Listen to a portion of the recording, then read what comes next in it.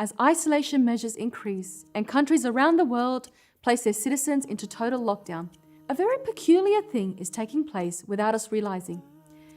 The situation is actually making the world more inclined towards a Muslim way of life, and you don't have to look far to see how. People around the world are spending more time with their families. Pubs, clubs, and casinos are now officially closed. In certain countries, alcohol has been banned. People are washing their hands more regularly, and suddenly it's becoming socially acceptable not to shake hands. This is quite significant considering Muslims have long struggled with explaining why we don't shake hands with the opposite gender. On the economic front, we've also seen interest rates reduced to zero, a clear win for Islamic finance. The President of the United States has held a national day of prayer, and people have begun shifting their hope towards a higher power.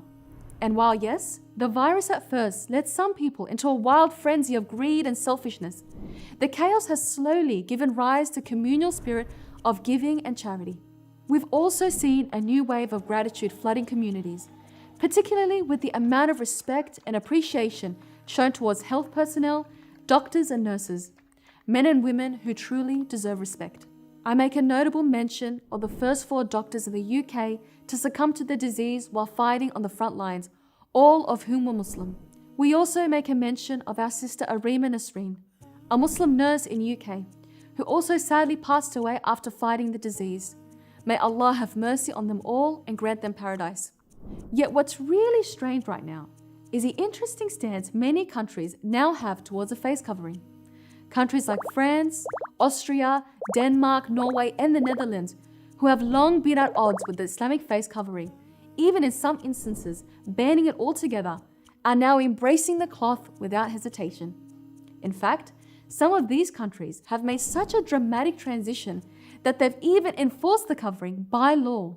This means that the same cloth, which would have once left you with a hefty fine for being worn, will now leave you with a hefty fine for not being worn.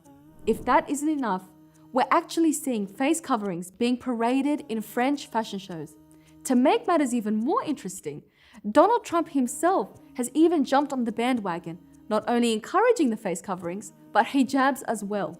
A lot of people have scarves, and you can use a scarf. Scarf would be very good. So you can use scarves. You can use something else over your face. It doesn't have to be a mask.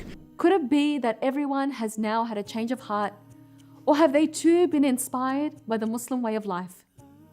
We sure pray that this tragic virus comes to an end soon, and we can all get on with our lives once again as normal.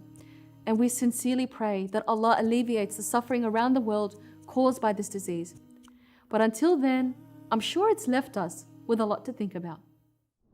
So if you've enjoyed this video and all other content OnePath Network produces, be sure to visit onepathnetwork.com. For as little as $1 a day, you can help spread beneficial content far and wide.